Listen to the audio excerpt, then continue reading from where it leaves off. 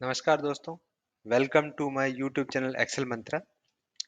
आज के इस वीडियो में हम डिफरेंट टाइप ऑफ रेफरेंसेस सीखेंगे एक्सेल शीट के अंदर। ये रेफरेंसेस है रिलेटिव रेफरेंस, एब्सोल्यूट रेफरेंस और मिक्स्ड रेफरेंस। पहले हम समझेंगे कि एक्सेल शीट में रेफरेंसेस कैसे दिए जाते हैं, फिर हम उनके बीच में अंतर समझेंगे। तो पहले हम एक समझने के लिए इसको हम एक एग्जांपल से समझते हैं। यहाँ पर इस टेबल में एक राधे इलेक्ट्रॉनिक्स एक कंपनी है, उसका एक इनवॉइस जनरेट करना है उसको। तो यहाँ पर आप देखेंगे कि कॉलम ए के अंदर डिफरेंट आइटम्स है जो कि राधे इलेक्ट्रॉनिक्स सेल करता है। कॉलम बी के अंदर उन आइटम्स का प्राइस लिखा हुआ है पर पीस, यानी कि रेफ्रिजरेटर का प्राइस 16,000 पर पीस है, एक पीस की कीमत 16,000 है। सिमिलरली वॉशिंग मशीन की कीमत 11,000 पर पीस है। और कोई कस्टमर है जिसको 4 क्वांटिटी परचेज करनी है। तो हम यहाँ सीखेंगे कि एक्सेल शीट में किस तरह से टोटल अमाउंट हम कैलकुलेट कर सकते हैं। अब टोटल अमाउंट कैलकुलेट करने के लिए D3 सेल के अंदर हम रेफ्रिजरेटर की टोटल कॉस्ट को कैलकुलेट करेंगे, यानी कि 16,000 अगर पर पीस की कॉस्ट है तो 4 यानी कि 64,000 हमारा टोटल अमाउंट होना चाहिए रेफ्रिजरेटर का। तो इसको कैसे आप फॉर्मूले से डिनोट कर सकते हैं। तो यहाँ पे फॉर्मूला लगाएंगे इक्वल टू 16,000, यानी कि जो कि मेरा B3 सेल के अंदर है। सो मैं B3 सेल सेलेक्ट करता हूँ, then I will type star, और उसके बाद मैं C3 सेल सेलेक्ट करता हूँ जहां पर की क्वांटिटी, यानी कि B3 को C3 से मल्टीप्लाई करेगा, यानी कि 16,000 इंटू 4 जो कि 64,000 है। अगर वॉशिंग अभी मुझे वॉशिंग मशीन का टोटल कॉस्ट जानना है, तो मैं क्या कर सकता हूँ, इस जो फॉर्मूला है इसको मैं ड्रैग करके देखता हूँ कि ये क्या होता है, क्या ये वर्क करता है। मैंने ड्रैग किया। 11,000 अगर एक वॉशिंग मशीन का प्राइस है, तो अगर 3 क्वांटिटी परचेज करना है तो कितना प्राइस होगा, 33,000। तो मतलब मेरा फॉर्मूला सही काम कर रहा है, राइट। 40,000 एक एलईडी का प्राइस है, तो एक एलईडी मैंने परचेज किया है तो उसकी कॉस्ट 40,000 होगी। तो यानी कि मैंने एग्जांपल से दिखा कि ये जो फॉर्मूला है वो सही काम कर रहा है। अब ये फॉर्मूला सही काम क्यों कर रहा है, मैंने तो ड्रैग किया, लेकिन फॉर्मूला में ऐसा क्या इसने ऑटोमेटिक एक्सेल शीट ने समझा कि वो ऑटोमेटिकली फॉर्मूला सही से काम कर रहा है। इसको हम समझते हैं कि क्या हुआ।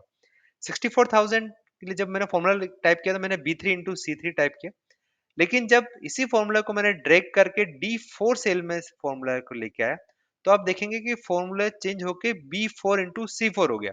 तो आप देखेंगे जो कॉलम है वो चेंज नहीं हुआ है, यानी कि पहले B3 बी कॉलम था, अभी भी बी कॉलम ही है, लेकिन जो रो है वो चेंज हो गया है। पहले फॉर्मूले में B3 into C3 है, वो चेंज होके B4 into C4 हो गया, यानी कि जैसे ही मैं फॉर्मूले को टॉप टू बॉटम ड्रैग कर रहा हूं, तो जो रो है वह एक रो नीचे देखेंगे तो फॉर्मूले में एक रो की वैल्यू बढ़ गई, यानी कि बी जो 3 है वो चेंज हो गया B4 से। जब उसके नीचे रो में देखेंगे तो formula again changes to B5 into C5, यानी कि जो मेरा कॉलम है वो ऑलवेज फिक्स्ड है, बट रो चेंज हो जा रही है 3 4 5 6 सेम वे, राइट। तो हमने देखा कि ये फॉर्मूला इस तरह से ऑटोमेटिकली एक्सेल शीट समझ रहा है। अब हम ऑल्दो हमारी ये टेबल कंप्लीट हो गई और मुझे टोटल अमाउंट निकालना है, तो मैं simply equal to sum formula लगाऊंगा, ब्रैकेट स्टार्ट करेंगे, और मैं सिंपली D3 से D7 सेलेक्ट कर लूंगा, ब्रैकेट क्लोज करते हैं और एंटर करते हैं। तो आप देखेंगे कि टोटल जो अमाउंट है वो 3,35,000 पे करना है कस्टमर। अब दूसरा सवाल आता है कि जब मैं formula bottom top to bottom drag कर रहा हूं, तो जो रो है वह चेंज हो रही है लेकिन कॉलम चेंज नहीं हो रहा। अगर सपोज करो मैं इसी फॉर्मूला को लेफ्ट टू राइट ड्रैग करूंगा तो क्या होता है, आइए समझते हैं। क्या आप गेस कर सकते हैं? आप गेस करके रखिए और फिर हम देखते हैं कि क्या आपका गेस सही है। अब जब मैंने इसी फॉर्मूले को E3 में ड्रैग किया, तो आप देखेंगे क्या हुआ। जो रो वैल्यू है वो चेंज नहीं हुई है, यानी कि जब मैं लेफ्ट टू राइट ड्रैग कर रहा हूं तो सिर्फ कॉलम चेंज हो गया। पहले B3 into C3 था, आप चाहे देख सकते हैं B3 into C3, जो कि चेंज होके C3 into D3 हो गया, यानी कि B changes to C and C changes to D, यानी कि जब मैंने फॉर्मूले को लेफ्ट टू राइट ड्रैग करता हूं तो वो सिर्फ कॉलम चेंज कर रहा है, रो चेंज नहीं कर रहा है, राइट। तो इस तरह से हमने सिर्फ ये समझने की कोशिश की कि फॉर्मूला जब टॉप टू बॉटम ड्रैग होता है तो सिर्फ रो चेंज होगी, लेकिन जब लेफ्ट टू राइट ड्रैग करेंगे तो सिर्फ कॉलम चेंज होगा, राइट। सो मैं जस्ट आपके लिए इसको डिलीट कर देते ताकि हमारा ये शीट कंप्लीट हो जाए। ये हमने सीखा रिलेटिव रेफरेंस। अब हम दूसरे टाइप ऑफ रेफरेंसेस है एब्सोल्यूट रेफरेंसेस, और हम ये भी समझते हैं कि इसका यूज कहाँ करना है। जो सेम टेबल जो हमने पिछली शीट में रिलेटिव रेफरेंस में सीखी, सेम टेबल मैंने यहाँ पर रीजनरेट किया। आप देखेंगे कि 16,000 rate per piece, 4 quantity, 64,000 price, same formula drag हो रहा है, तो यहाँ पर टोटल अमाउंट आ रहा है। सपोज करो कि राधे इलेक्ट्रॉनिक्स नवरात्र के मंथ में 10% का डिस्काउंट दे रहे हैं, तो आपको कैलकुलेट करना है कि डिस्काउंट कितना है। अभी रेफ्रिजरेटर में मान लो मुझे डिस्काउंट कैलकुलेट करना है, टोटल अमाउंट जो मुझे पे करना है 64,000 है। अगर राधे इलेक्ट्रॉनिक्स मुझे 10% डिस्काउंट दे रहा है, तो मैं फॉर्मूला लगाऊंगा इक्वल टू 60, मेरा डिस्काउंट अमाउंट होगा D4 इंटू 10% डिवाइडेड बाय 100। तो आप देखेंगे 64,000 का 10% होगा 6,400, जो आप जानते हैं। तो आप देखेंगे कि यहाँ पर 6,400 यानी कि फॉर्मूला सही काम कर रहा है। पर अब क्या मैं सिंपली इसको ड्रैग करके वॉशिंग मशीन में भी सही फॉर्मूला आ जाएगा? यानी वॉशिंग मशीन के लिए अगर आपको डिस्काउंट निकालना है, तो 33,000 का 10% डिस्काउंट, यानी कि टोटल डिस्काउंट होना चाहिए 3,300। बट क्या मैं सिंपली ड्रैग करके ये निकाल पाऊंगा? चलो करके देखते हैं। आप देखेंगे कि यहाँ पर तो कुछ अजीब सा हो गया है, पर क्यों हुआ ये समझते हैं। अब हम देखेंगे कि यहाँ पर फॉर्मूला है क्या। अगर हम इसको डबल क्लिक करेंगे तो हम अच्छे से रियलाइज कर पाएंगे कि हो क्या रहा है। आप देखेंगे कि हमने पहले भी सीखा है पहली शीट में कि जब मैं एक रो से दूसरी रो में या top to bottom if I drag the formula, तो आप देखेंगे कि ऑलवेज रो नंबर चेंज होगा। तो पहले जब मैंने E2 सेलेक्ट किया था फॉर्मूला में, यानी कि डिस्काउंट जो कि E2 में दिखा हुआ है, वो चेंज होके E3 हो गया, क्योंकि मैंने अभी ये फॉर्मूला एक रो नीचे लिया, तो ऑटोमेटिकली E3 यानी कि अ, जो डिस्काउंट परसेंटेज है उसको भी नेक्स्ट रो में वो ढूंढने की कोशिश कर रहा है, उसी तरह से अमाउंट भी नेक्स्ट रो में ढूंढने की कोशिश कर रहा है। अमाउंट तो आपका सही काम कर रहा है, क्योंकि वॉशिंग मशीन का जो अमाउंट है वो नेक्स्ट रो में ही है। बट क्या मेरा नवरात्र का डिस्काउंट नेक्स्ट रो में है? नहीं, वो डेटा अभी भी मेरा E2 में ही अवेलेबल है। तो इसको क्या करता हूँ मैं, अगर मैं कुछ ऐसा लगाऊं कि E2 हमेशा फिक्स हो जाए, तो क्या मैं ड्रैग करने पर फॉर्मूला काम करेगा? हाँ, बिल्कुल काम करेगा। तो एक्सेल में उसको फिक्स करने का क्या तरीका वो समझते हैं। यानी कि किसी सेल को फ्रीज करने या फिक्स करने का क्या तरीका है। इसके लिए E और 2 के बीच में आप प्रेस कीजिए। जब कर्सर E और टू के बीच में ब्लिंक करे, तो आप अपने कीबोर्ड से F4 प्रेस कीजिए। कुछ कीबोर्ड में ये फंक्शन F4 भी हो सकता है, तो आप सिंपली, मेरे कीबोर्ड में क्योंकि F4 से ये काम हो रहा है, तो मैंने F4 प्रेस किया, तो आप देखेंगे E से पहले एक डॉलर साइन हो गया है, और 2 से पहले भी एक डॉलर साइन लग गया है। ये डॉलर साइन क्या करेगा, ये E और 2 E2 यानी कि सेल को फिक्स कर देगा। तो अब मैं इसके बाद में जब भी फॉर्मूला को टॉप टू बॉटम ड्रैग करूंगा या लेफ्ट टू राइट ड्रैग करूंगा, तो फॉर्मूला चेंज नहीं होगा। इसको हम समझते हैं कैसे। मैंने एंटर किया और मैंने ड्रैग किया, देखें क्या फॉर्मूला काम करता है। हाँ, काम कर रहा है। कैसे? 33,000 वॉशिंग मशीन का प्राइस है, 10% डिस्काउंट मतलब 3,300। क्या यहाँ पर 3,300 है? यस। अगर हम इसको डबल क्लिक करके भी वेरीफाई करते हैं, आप देखिए क्या यहाँ पर देख पा रहे हैं, D5 यानी कि जो वॉशिंग मशीन का अमाउंट है वो आ रहा है, और E2 यानी कि जो डिस्काउंट है वो दिया हुआ है। और आप देखेंगे कि डिस्काउंट जो है वो हमेशा E2 सेल से ही सिस्टम चेक कर रहा है। सो E2 इज नाउ फिक्स्ड। आप जब भी आप टॉप टू बॉटम ड्रैग करेंगे तो E2 चेंज नहीं हो रहा है। तो मैं इसी वजह से मेरा फॉर्मूला सही से काम कर रहा है। तो जब इस तरह से जो हम किसी सेल को फिक्स कर देते हैं, तो उस तरह के रेफरेंस को हम यूज करते हैं वर्ड एब्सोल्यूट रेफरेंस। ठीक है। तो आपने सीखा कि एब्सोल्यूट रेफरेंस लगाने के लिए मुझे डॉलर का साइन यूज करना है दोनों साइड, क्योंकि मैं ई को भी फिक्स कर रहा हूँ, टू को भी फिक्स कर रहा हूँ। अभी अब अगर 64,000 मेरा टोटल अमाउंट है और 6,400 डिस्काउंट है, तो फाइनल अमाउंट जो मेरा डिस्काउंट के बाद होगा वो 64,000, मैंने D4 को सेलेक्ट किया, माइनस किया 6,400, तो मेरा जो फाइनल अमाउंट आफ्टर डिस्काउंट है 57,600 है। अब मुझे वॉशिंग मशीन का निकालना है, तो क्या मैं ड्रैग करने पर फॉर्मूला सही से काम करेगा? आपका जवाब क्या है? मुझे लगता है आप शायद अब तक समझ ही पाए होंगे कि क्योंकि मैं जब क्योंकि यहाँ पर आप 64,000 और 6,400 दोनों सेम रो में है, तो जब अब मैं 33,000 और 3,300 भी सेम रो में, तो जब ऐसा फॉर्मूला या ऐसा इंटरेक्शन जब सेम रो की वैल्यूज के बीच में है, तो आप चाहे उसको टॉप टू बॉटम ड्रैग करें तो भी वह वैल्यू सही दिखाएगा। क्यों? क्योंकि वो ऑटोमेटिकली सिस्टम उसको रो को चेंज कर देगा। तो यहाँ देखेंगे फॉर्मूला में चेंज हो गया, D5 माइनस E5 हो गया है, जो कि करेक्ट है। सिमिलरली D6 माइनस E6, तो रो हमेशा चेंज हो रही है और हमें सही वैल्यू दिखा रहा है, क्योंकि 33,000 में से 3,300 माइनस करेंगे तो 29,700 होता है। तो हमने यहाँ पर सीखा एब्सोल्यूट रेफरेंस, और दूसरा हम यहाँ पर जो है वो रिलेटिव रेफरेंस है, राइट। तो और टोटल अमाउंट जब हमारा 10% जब हमें डिस्काउंट मिलता है तो टोटल अमाउंट हमारा कम हो गया है। तो आप देखेंगे टोटल अमाउंट हो गया 3,01,500। अभी तक हमने दो तरह के डिस्काउंट के रेफरेंसेस सीखे, रिलेटिव रेफरेंस और एब्सोल्यूट रेफरेंस। क्या थर्ड तरह का रेफरेंस भी पॉसिबल है? हाँ, बिल्कुल पॉसिबल है।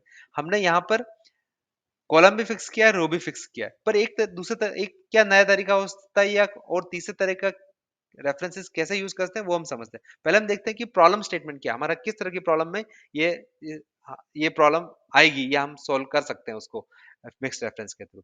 तो देखिए हमारे यहाँ पर हमें एक रेट चार्ट निकालना है।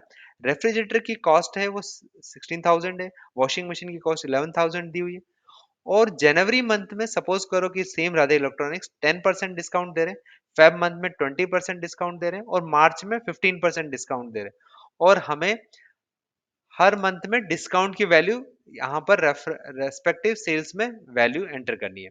अभी किस तरह से कर सकते हैं? मुझे सपोज करो कि जनवरी में रेफ्रिजरेटर पे कितना डिस्काउंट है निकालना है।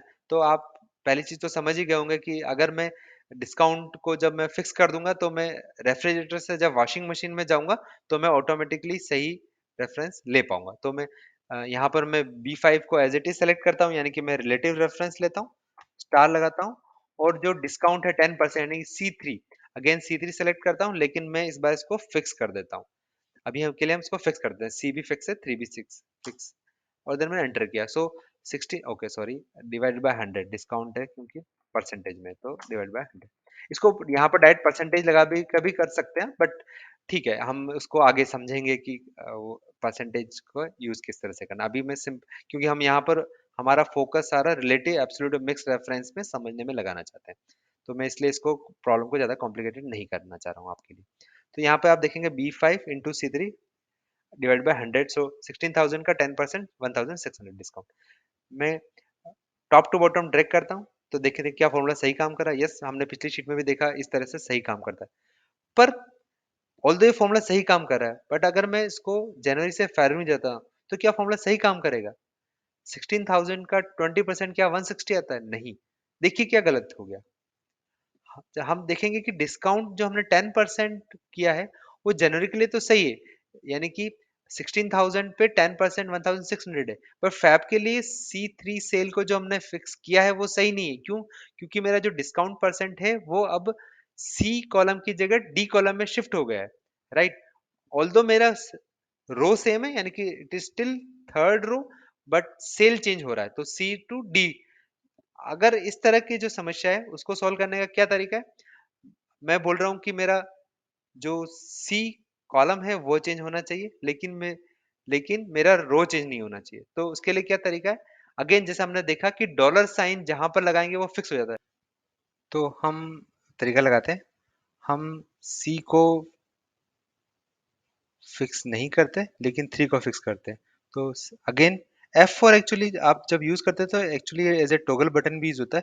तो जैसे पहले डॉलर सी के पहले भी डॉलर लगा हुआ है, 3 के पहले भी डॉलर लगा हुआ है, मैं दोबारा F4 प्रेस करता हूँ तो आप देखेंगे सिर्फ 3 के पहले डॉलर, सी के बाद सी के पहले नहीं है। तो यही मेरी रिक्वायरमेंट है, यानी कि 3 थर्ड रो फिक्स है लेकिन जो कॉलम है वो फिक्स नहीं है। अब मैं एंटर करता हूँ तो आप देखेंगे कि एक काम करते हैं, हम इसको डायरेक्ट जनवरी के साथ ही लगाएंगे, बेटर है। तो मैं अगेन प्रेस करता हूँ और F4 as a toggle button में यूज करता हूँ, तो आप देखेंगे थर्ड रो फिक्स हो गई है लेकिन कॉलम फिक्स नहीं हुआ है, तो वेरिएबल है। तो यानी कि जब मैं लेफ्ट टू राइट ड्रैग करूंगा तो C चेंज होकर D हो जाएगा, राइट। तो लेकिन क्या ये फॉर्मूला सही है? अगेन हम देखते हैं।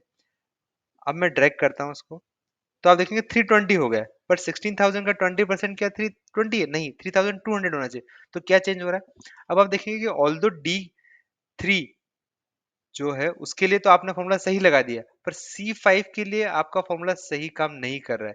क्यों? क्योंकि जब आप लेफ्ट टू राइट ड्रैग कर रहे हैं तो वो जो फॉर्मूला है वह B5 की जगह C5 में शिफ्ट हो गया। क्यों? क्योंकि आपको फरवरी में डिस्काउंट निकालना है, तो रेफ्रिजरेटर की ओरिजिनल प्राइस जो कि 16,000 है, यानी कि B5 सेल से ही निकालना है, यानी कि मुझे अगेन यहाँ पर कॉलम फिक्स कर देना है, लेकिन रो फिक्स नहीं करनी है। तो मैं क्या करता हूँ, 16,000 पे जाता हूँ, अगेन F4 प्रेस करता हूँ, तो आप देखेंगे कि दोनों फिक्स हो गए। दोबारा प्रेस करता हूँ तो आप देखेंगे कि यहाँ पर अ, आपका रो फिक्स हो गया, लेकिन कॉलम फिक्स नहीं हुआ है, जबकि मुझे कॉलम फिक्स करना है, रो फिक्स नहीं करना। तो यानी कि अब नाव नाउ अब आप देखेंगे कि यहाँ पर बी यानी कि कॉलम फिक्स हो गया, लेकिन रो फिक्स नहीं हुआ है। अब मैं एंटर करता हूँ, तो देखते हैं कि क्या ये फॉर्मूला सही काम कर रहा है। यस, हमारी रिक्वायरमेंट थी 3200।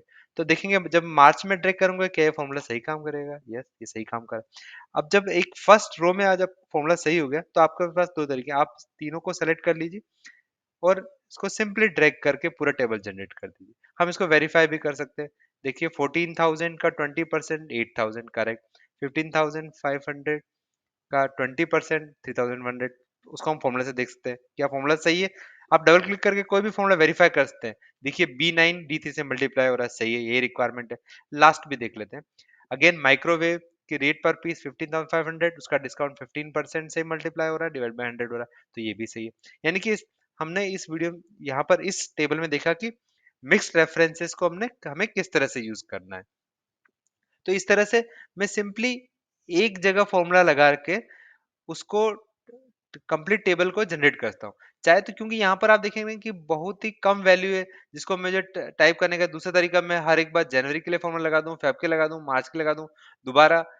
लेकिन सपोज करो यही आपको पास 5 साल का डेटा है, जनवरी सपोज करो 2018 से दिसंबर 2023 तक का डेटा है, और इसी तरह से रो में या सिर्फ 5 आइटम नहीं, सपोज करो आपके पास 100 200 आइटम की लिस्ट है, तो क्या आप वो फॉर्मूला बार बार दोबारा हर सेल में कॉपी करना क्या समझदारी होगी? नहीं। तो क्या तरीका है, आप सिर्फ जनवरी रेफ्रिजरेटर का जो फॉर्मूला है उसको इंटेलिजेंटली फिक्स कर दीजिए, उसके बाद कमाल देखिए, आप सब डिलीट कर दीजिए।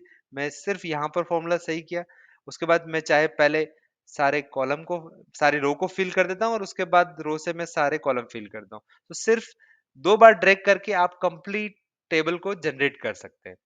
तो ये था आसान तरीका इस, और हमने ये भी समझा कि किस तरह की चीजों के लिए कौन सा रेफरेंसेस यूज करना है। तो फर्स्ट जो हमने देखा relative reference, although relative reference के हमने हमने देखा कि हमने इसमें फॉर्मूला B3 × C3, यानी कि मैंने कुछ भी फिक्स नहीं किया, लेकिन क्या ये सही है? ऑल्दो यहाँ पर सही काम कर रहा है, बट सही तरीका और क्या हो सकता था? यहाँ पर देखिए B3 यानी कि हमेशा मेरा जो वैल्यू है वो सिर्फ बी कॉलम में ही मिलना है मुझे, और कहीं नहीं मिलता है। ऑल्दो सेल चेंज, ऑल्दो रो चेंज होने पर वो मुझे चेंज करना है, राइट? तो मेरा बी और सी हमेशा फिक्स रहता है, बट क्योंकि मैं लेफ्ट टू राइट ड्रैग नहीं कर रहा हूँ, इसलिए मेरा फॉर्मूला अभी भी काम कर रहा है। देखिए अगर मैं लेफ्ट टू राइट ड्रैग करता हूँ तो यहाँ पर वैल्यू कुछ भी आ सकती है, जो कि मुझे रिक्वायर्ड नहीं है इस केस में। तो मैं, अगर मुझे इसी फॉर्मूले को ज्यादा बेटर वे में रिप्रेजेंट करना है, तो मैं इसको बी और सी को फिक्स कर सकता हूँ। तो तब भी देखेंगे कि आप रिजल्ट चेंज नहीं होगा। मुझे सिर्फ बी फिक्स करना है, थ्री नहीं। सिमिलरली C3 के अंदर सिर्फ सी फिक्स करना है, थ्री को फिक्स नहीं करना है। So I will put $i only C के बाद लगाएंगे, सी के पहले लगाएंगे, sorry. So then I will enter it, और अगर मैं इस फॉर्मूला को ड्रैग करता हूं तो मैं देखूंगा कि फॉर्मूला में मुझे वैल्यू में कोई चेंज नहीं आता है, राइट? बट ये सही तरीका है रिलेटिव रेफरेंस के लिए। दूसरा हमने सीखा एब्सोल्यूट रेफरेंस, जिसमें डिस्काउंट फिक्स है, यानी कि टोटली फिक्स, वो हमेशा E2 सेल में ही मिलेगा, चाहे रेफ्रिजरेटर की बात करें, वॉशिंग मशीन की बात करें, एलईडी की बात करें। तो एक हमने एब्सोल्यूट रेफरेंस सीखा।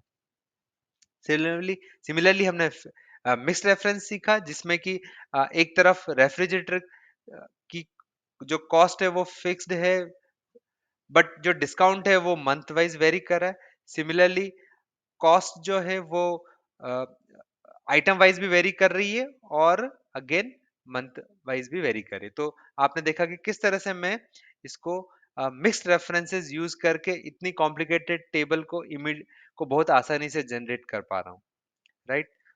तो थैंक यू दोस्तों, thank you for watching this video. अगर आपको ये वीडियो पसंद आया तो please like and share it with your friends, और please subscribe to my YouTube channel Excel Mantra. Thank you for watching.